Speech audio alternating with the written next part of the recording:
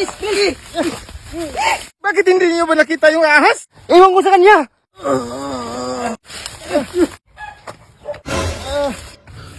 Uy, uy! Anong nangyari dyan?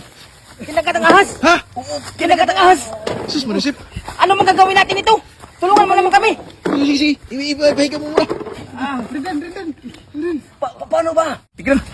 Wala din ako alam. I-search na lang natin sa Google. Ha? Oo. Bilis. Tignan. Ano ang gagawin kapag nakagat ng ahas ang isang tao?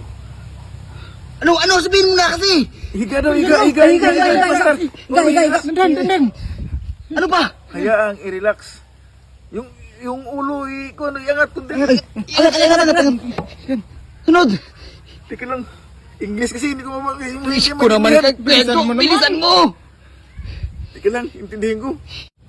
Nagugutom ako. Sige! Ito. Kumain ka.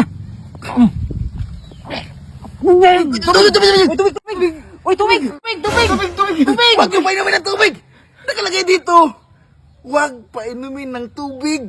Kasi pag pinainom ng tubig, mabilis kumalat sa katawan yung kamandag ng ahas! Huwag! Parang ng awa! Huwag! Ano to?